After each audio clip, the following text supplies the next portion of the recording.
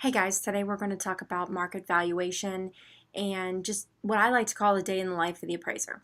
Now, this is a really important section. There are quite a few questions on your test about it.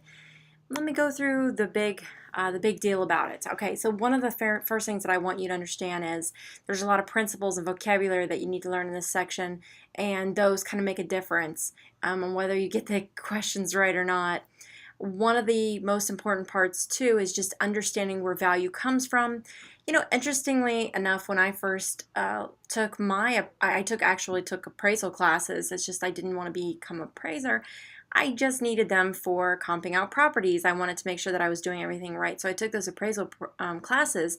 Crazy enough is the appraiser, there was an appraiser teaching it, and he was going into the differences of value when it pertains to different types of reports. And seemed kind of crazy to me. Why isn't the value the value the value? But unfortunately, that's just not how it works.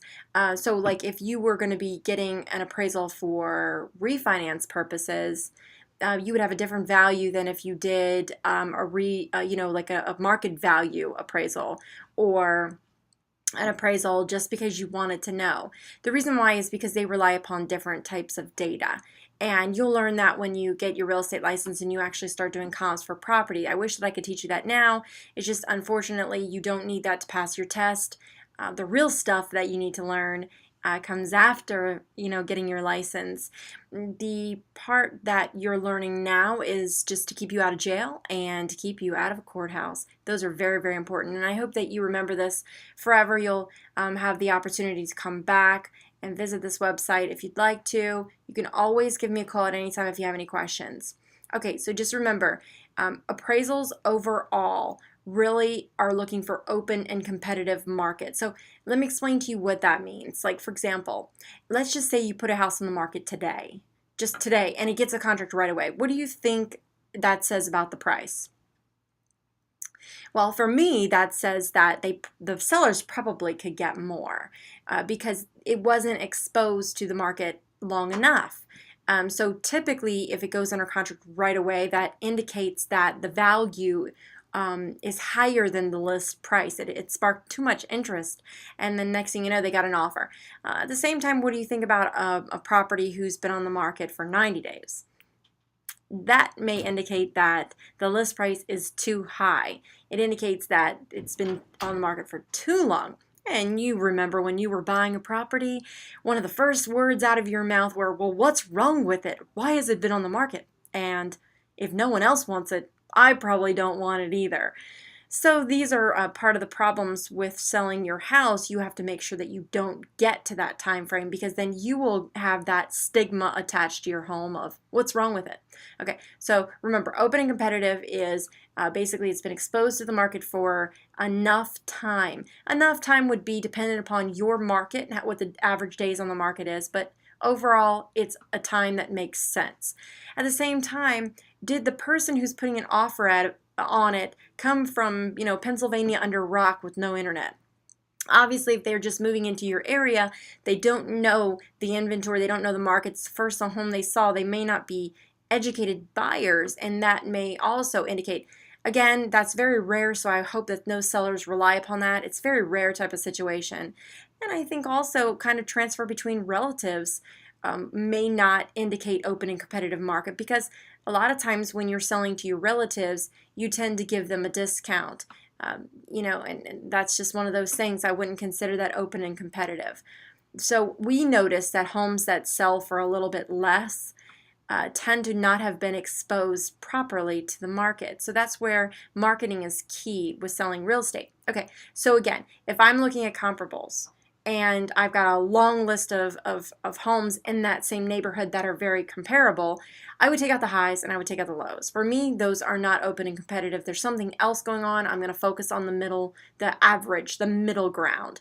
Those are the ones that were most likely where we're supposed to be. Okay, so open and competitive market, very, very important. At the same time, elements of value. What contributes to value? Well, there's the DUST theory. So there's D-U-S-T.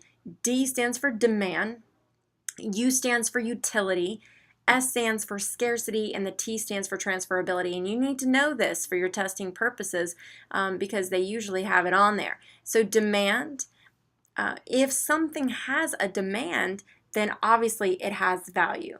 If it has a utility, does it satisfy some human need, such as housing? Yes, it does. Then that would mean there's some type of value. Is it scarce? You all know what happens when something is scarce. It tends to have, go up in value. And as long as it's transferable, where the transferability comes in, then it has value. But if something cannot be transferred to other people, then to the rest of the world, it's valueless. So again, the elements of value, dust, do contribute to the overall value. All right, one of the principles that you're going to need to know, and actually, in fact, every appraisal report has this written on there if you ever get a chance to look at one or pull up one that maybe you have from the past, is the property being used in its most profitable manner? Highest and best use. Is it being used in the most profitable manner? So for example, if I have a raw piece of land, but it's zoned residential, I could have a house on it right now. Am I using it in its most profitable manner? Obviously, the answer is no. So that's something that an appraiser would take into consideration if it's not being used at its highest and best use. The principle of substitution is really important because this is really what we base our value on. Again, no real estate agent that I'm aware of has a crystal ball. We are guessing what the home would be worth based upon past sales. So now appraisers have more, a formula, more scientific way of going about things. But as real estate agents, we typically say to ourselves, listen, if these 4 houses just sold in the last few months and they're very similar to the home that I'm about to put on the market, sellers, it's pretty good evidence that if these buyers paid X dollars for these houses, they're going to pay X dollars for yours as well. Now, most sellers will say, but mine is better than those. That's the typical thing that we hear from a seller. Mine has a better breeze. Mine is on a corner lot. Mine has stainless steel.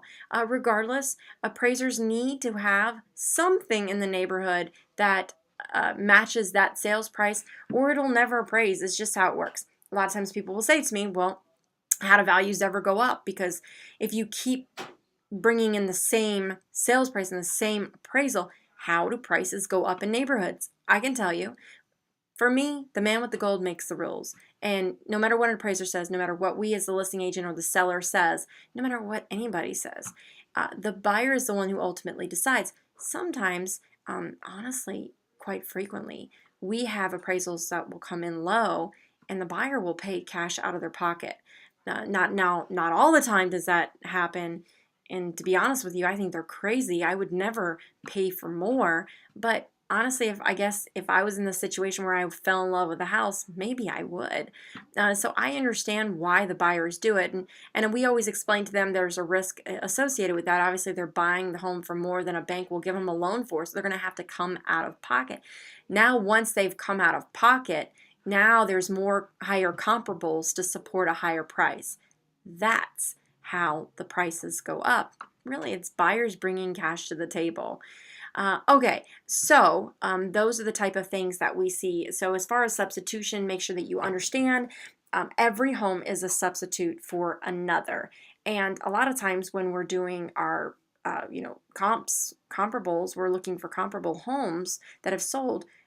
We won't find perfect matches. I mean, sometimes there's an extra bedroom or an extra bath or a garage or a deck, extra square footage somewhere. So if that's the case, we'd have to make adjustments to, make up the difference in the price. Conformity is very important as well when it comes to principles of value. Properties always attain their highest value when their use conforms with the neighborhood. So unfortunately, when people, build these big houses in these neighborhoods, they don't conform to the neighborhood. Unfortunately, they never get the value that they're really wanting to get the value of. So it's just unfortunate, but that's the way it works. So it's better to be, in reality, it's better to be the smallest house in the neighborhood, because then everybody else pulls your value up. Whereas if you're the largest home in the neighborhood, everybody's going to bring your value down. So that could be a problem. Increasing and diminishing returns is another very important principle, because there are people, and by the way, you're going to see lots of these when you're in a real estate profession. Lots of people put in these very expensive kitchens. And I mean, I'm talking $120,000 kitchens. I have personally seen these. They'll put in beautiful bathrooms, they're just gorgeous things in their house. It's just unfortunate because they end up spending too much. And then when they end up spending too much, it didn't bring a return. Actually, they ended up losing money. Whereas sometimes people are really, really savvy and know just the right touches to do. Very cheap, but it's very attractive, and it brings in the buyers. Guys, I'll tell you, the number one increasing return for a home for me, in my experience, is simply a professional cleaning. I can't tell you how many houses we walk into that are just not clean, and the buyers don't want to be there. So they run out those doors so quick, and it's unfortunate because the sellers end up selling for a much lower price than they would have originally. I mean, sometimes it's $5,000 and $10,000. You guys may think that that's crazy, but it's true. It's reality. And sometimes people's definition of clean are different. So sometimes, owners try to get away with just cleaning the home themselves, but there's nothing better than a good professional cleaning. So I would 100% advise all of my sellers to get a professional cleaning prior to putting it on the market, because people know the difference, and it's worth it. It's an increasing return. Diminishing return, again, spending $120,000 on your kitchen. Not going to work, guys. Not going to work. So don't put too much in. We've already talked a lot about plottage, of course, merging the properties together. And, of course, that also plays a part in value. Remember, we talked about, a half-acre lot plus a half-acre lot that's zoned 1 acre per home. The half acres by themselves are not worth very much, but once you merge them together and then you add the house, the whole is worth way more than the 2 parts by themselves. So that's really important to remember. And overall, these big freestanding garages or additions that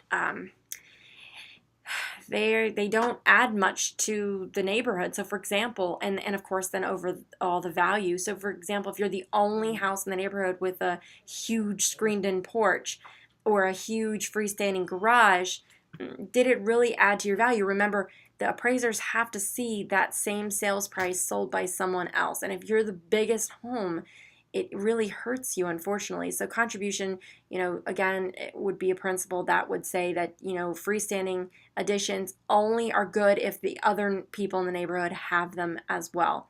Progression, regression talks about how your neighbors affect your value.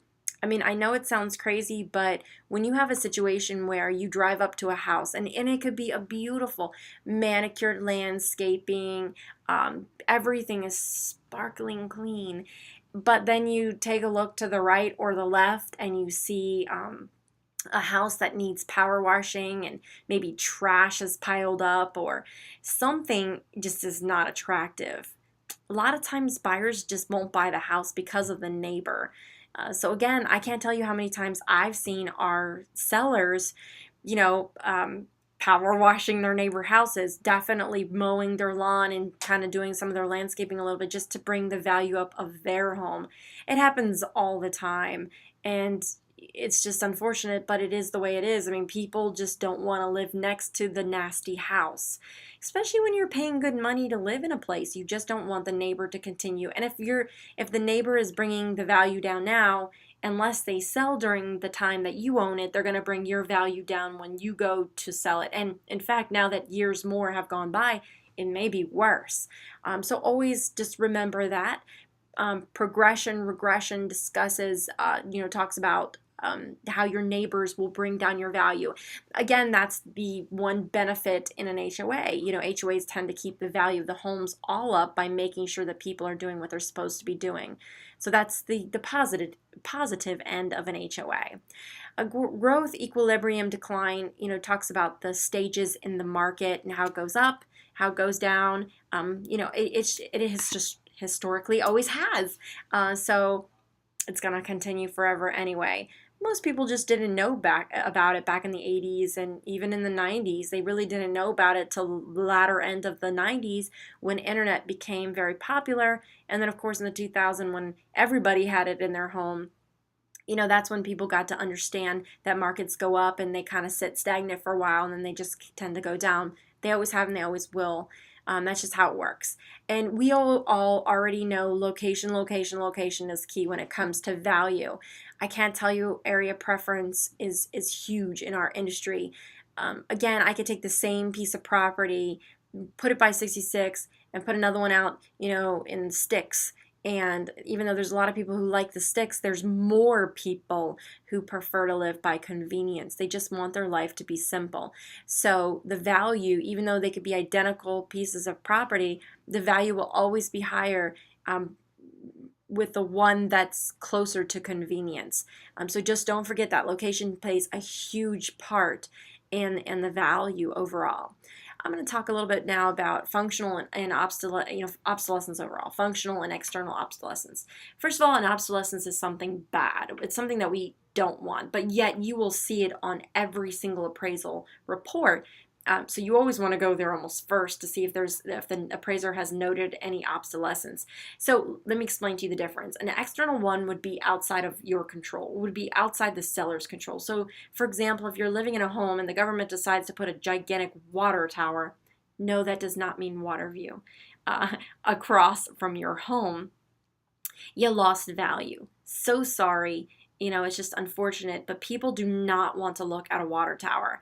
Again, you'll sell a home with a water tower across the street or within the view, but it's just something that not everyone would want. And you've shrunk your buyer pool. Anytime you shrink your buyer pool, you also shrink your price. So if there's anyone that would say, no, I don't like that. Paint the walls all pink. I don't like that. See, now you shrunk the value because now the buyers won't buy the house. Paint the walls nice and neutral color, maybe a light cream or a white. Now you expanded your buyer pool because more people will be attracted to that because they can customize it and do what they want with it. But when they see it pink or a very dark color, they tend to kind of stay away from those because they think, oh man, work right away. And people are allergic to that four-letter word called work. And another one that's really big is waiting. They don't like to wait. They don't like to work. So anytime you have those two elements in a sales contract or with a sale of a home, you're going to shrink your buyer pool automatically. So external obsolescences are something bad, but they're outside your control. Now, a functional obsolescence, however, would be something within your control. There are two types of functional obsolescence. There's a curable one and there's an incurable one. And let me explain to you the difference. So for example, if you've ever, which I have many times, stepped into a house and suddenly been transformed back to the 70s into like a magic time warp.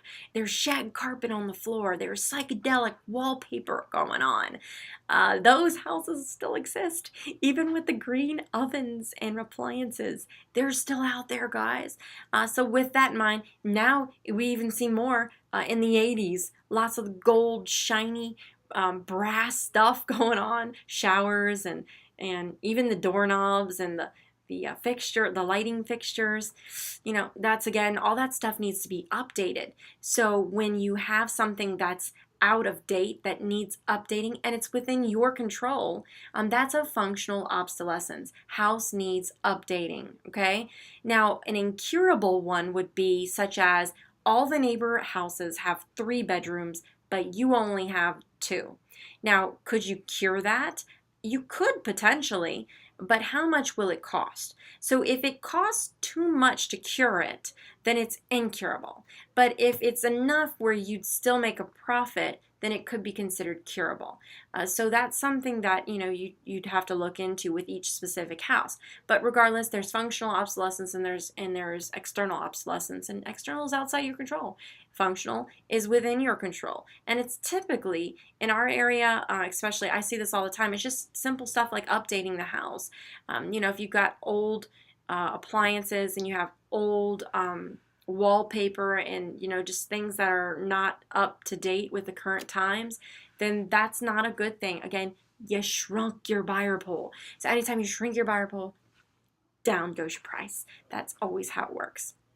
Okay, so let's move on now and let's talk about what would happen in a situation where an appraiser wanted to appraise. What would they do? And that's why I call this a day in life of appraiser. So step number one, you're going to have to call an appraiser, right? And typically the loan officer handles that. Typically the real estate agents don't get involved in that. That's a loan thing. Now, again, if your buyer doesn't have a loan, then you could call and order an appraiser to come out to give the buyer an appraisal just so that they feel confident about the sales price that they're offering. So with that in mind, the appraiser's first question is going to be, what property are we appraising, number one. Number two, what's the purpose of this appraisal? Oh, you want to know market value. So market value, they're going to be weighing in more data. And I know from our perspective as a real estate agent, if you ask me what the list price of a home should be, not only am I going to be looking at the past solds, but I'm also going to be looking at the current active homes on the market. Sometimes you'll see the solds are much less than the actives, but there are markets where the actives will be less than the solds. So we see that it's going down, or we see that the market is going up. So that's where we're getting this information, and it kind of lets us know where the market is going. And if I see it's sold, a sold one for $200,000, the average solds are $200,000, but yet the average actives are $190,000. Clearly, I can't sell for $200,000. Clearly, I've got to match the $190,000. Because obviously if I put the house on the market for $200,000, what's going to happen? I'm going to make those other homes look like a great deal, and those are going to go under contract and not mine. That would be a problem, right? So you have to be able to know the market and what direction it's heading.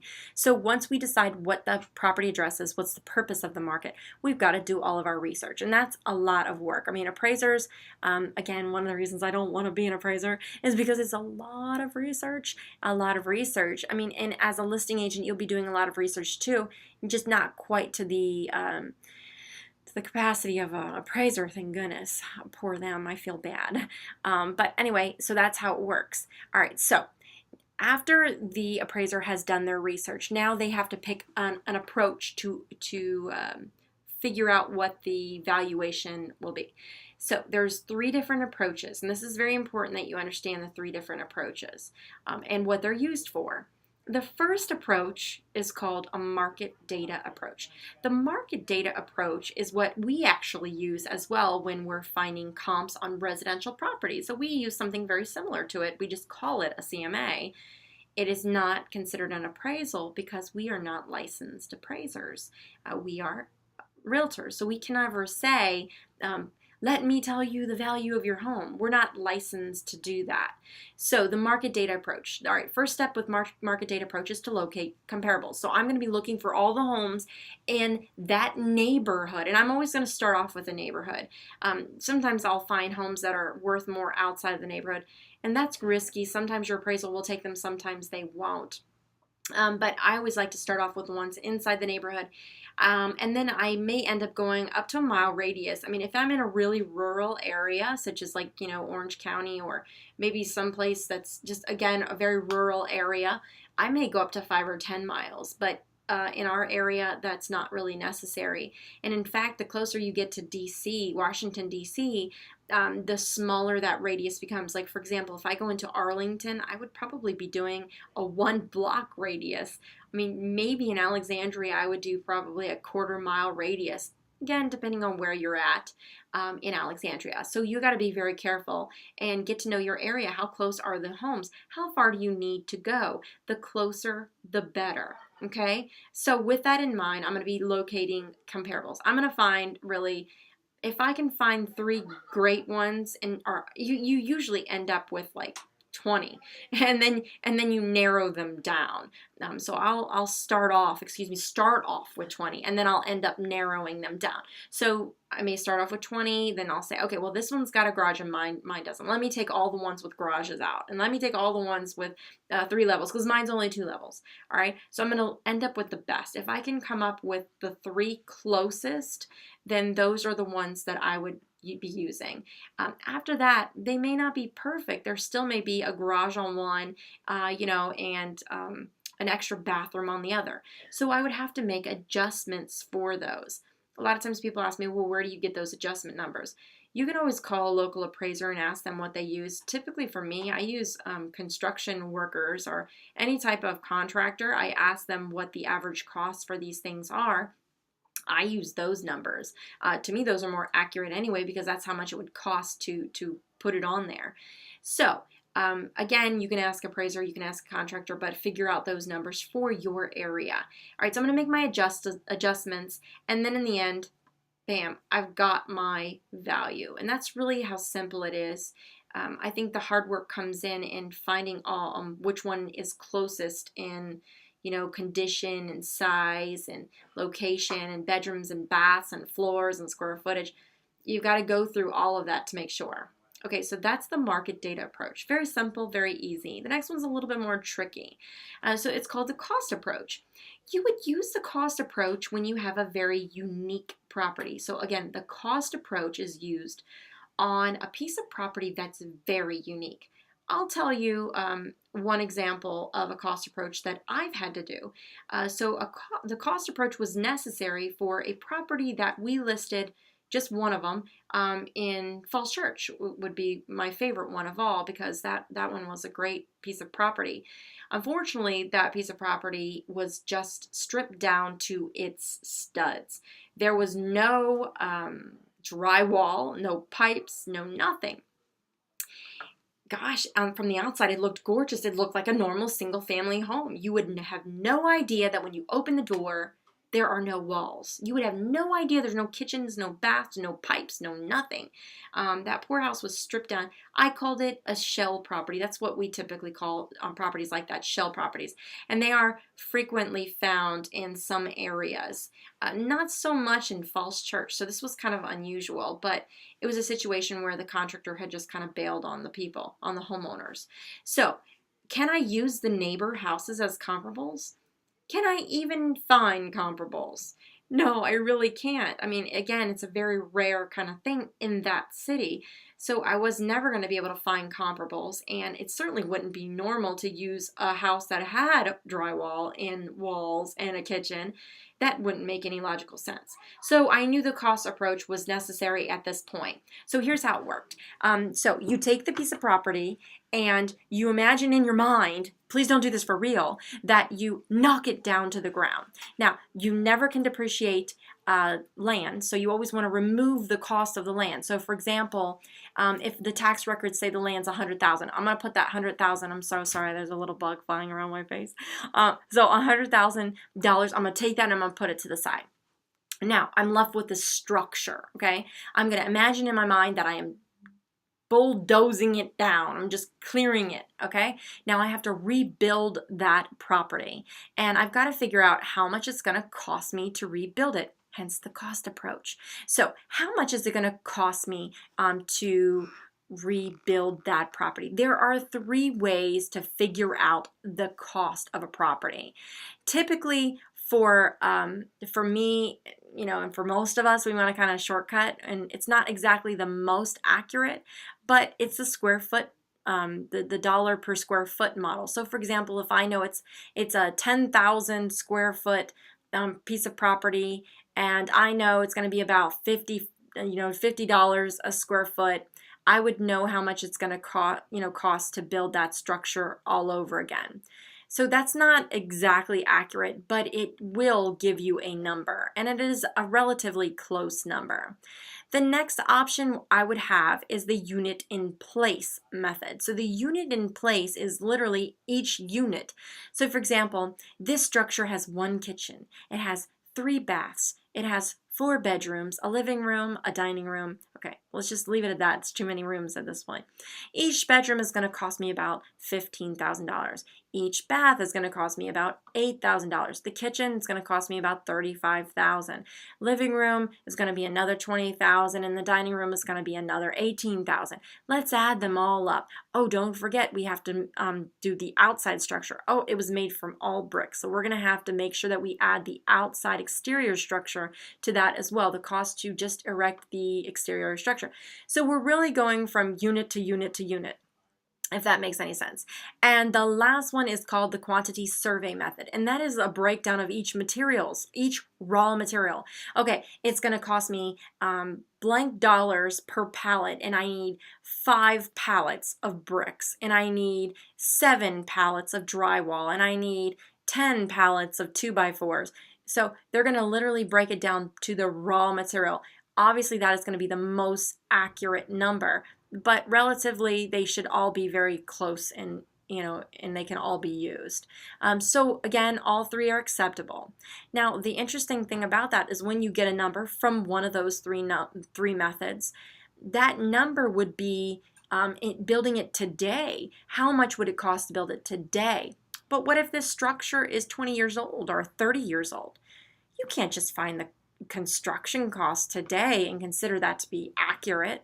You'd have to depreciate it. So for example, if it's 20 years old, we'd have to depreciate it by 20 years.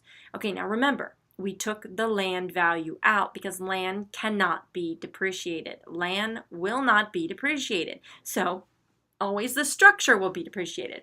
So you're going to take your building and take your construction costs, and then you're going to depreciate it.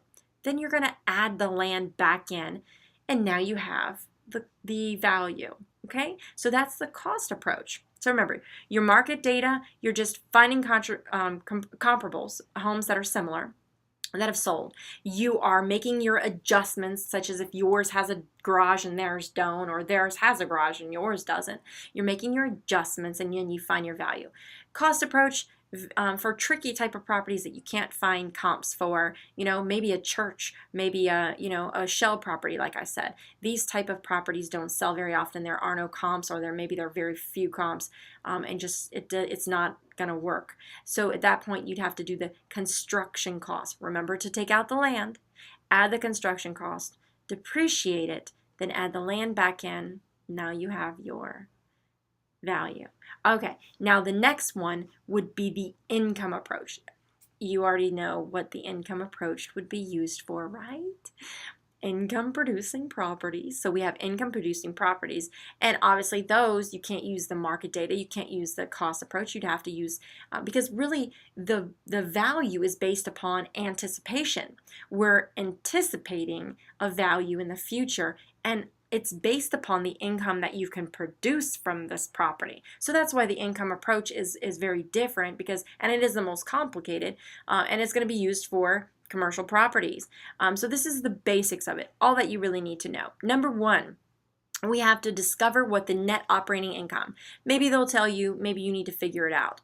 If you cannot figure it out, we could use the gross annual income. But really, if we have the net, it's more accurate. All right, what is the net operating income? All right, well, you're going to have your gross. You're going to have, let's just say we have an 8-unit apartment complex building, and each unit will go for $1,000. That's $8,000 a month. That would be my monthly gross income.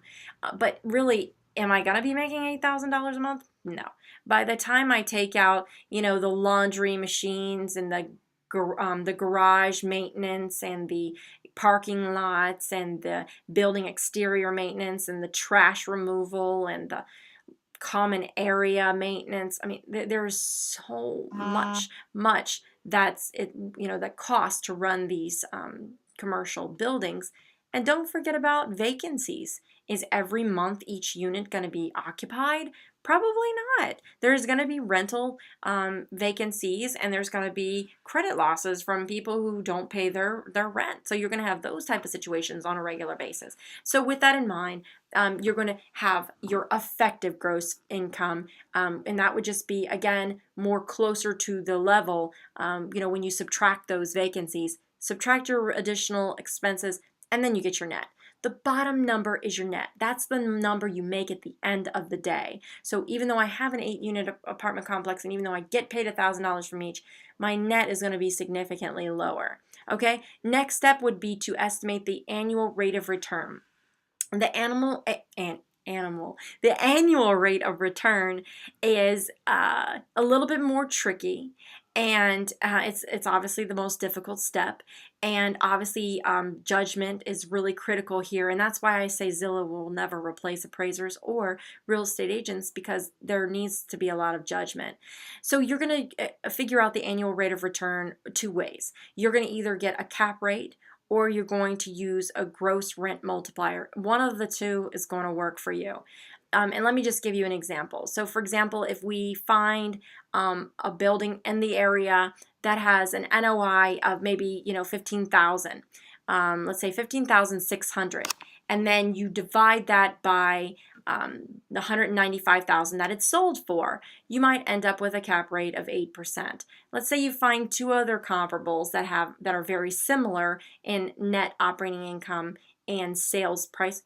They don't even have to be. They could be, and they don't have to be comparables to your buildings. You're just looking for a cap rate. So you're looking for net operating income divided by the sales price to come up with a cap rate in the local area. And then once you have that cap rate, you can figure out what your building is worth. So for example, if our building, the subject building we're doing an appraisal on, has a net operating income of 18,000, and we're going to stick with that same 8% cap rate, we would take the 18,000, divide it by 0.08, and we'd have a sales price of 225,000, right? 225,000.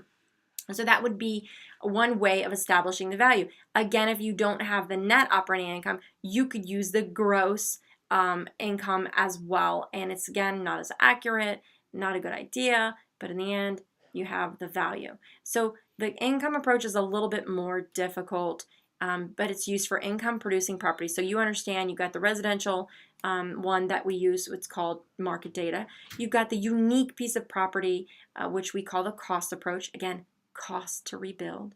And then we've got the income used for income producing properties. Once you've established the value, then they will type up their appraisal report and they'll give it to you. The buyer is the one who pays for it traditionally. I mean, maybe in other areas it could work differently.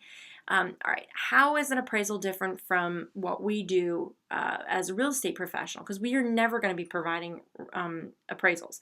We provide CMAs. So with that CMA, very similar, it's just done by us, and we're not licensed appraisers. That's why we call it a CMA. It's competitive market analysis. And there are some areas that'll do like a price per square foot. Like, for example, Arlington, this is very famous in Arlington. They'll do a price per square foot, like $7 per square foot. Okay, obviously it's going to be a lot more than that, but let's just say $7 per square foot. And that's where you're going to get your magic number. But detached homes and in rural areas definitely are not going to follow that same method. But if you're looking at like a 2-bedroom condo in a building, those work very well for those. Now, you're going to sometimes need a certified appraiser. This is very important that you understand what a certified appraiser is. So a certified appraiser would be someone who is certified by the state to do inspections also. So let me explain to you what that means. Anytime you have a VA or FHA loan, the appraiser comes out and also does an inspection. So they're going to do an appraisal and an inspection. Not the kind of inspection that we would do with a home inspector, where we spend like 4 hours in a property and we look at every little crack on the wall, and talk about every little detail. These are just basically about 15 minutes. They're not done with the client. An appraiser will go in, they'll do a visual inspection of the property. Conventional loans do not require them, but FHA and VA do. So if you have an FHA or VA loan, you're going to need a certified appraiser, because they're going to also have to do an inspection. And they're looking for certain things. And you can check the guidelines. They change all the time, so you need to check them. And you can also talk to your loan officer about what is acceptable. For example, right now, I'm aware that VA and FHA will not take a home with a cracked window. So if there is a cracked window, they will not fund the loan. So all cracked windows must be replaced prior to loan funding. So sometimes we ask the sellers to do that. Sometimes the sellers say it's okay for the buyer to do it up front, and the buyer's willing to do that. But if that's the case, just understand that if you're walking into the door and the house has problems, you may not be able to purchase that property depending on the type of loan that you have. And maybe there's other alternative loan types, such as maybe the 203K, that you can ask your lender about. And all you have to do is say, hey, Mr. Lender, my buyer really wants this property, but there's a cracked window. What, will the lender still give him the loan? Is this going to work out? What are our options? So you could do that, and you should also recommend that your client do it as well. And you should do this in advance so that you get to know what loans are out there and they're available. Just talk to a loan officer. They're more than happy to tell you all the products that they have available. So really that's it as far as the appraisal process and how it goes. But if you guys have any more questions, you know where to find me.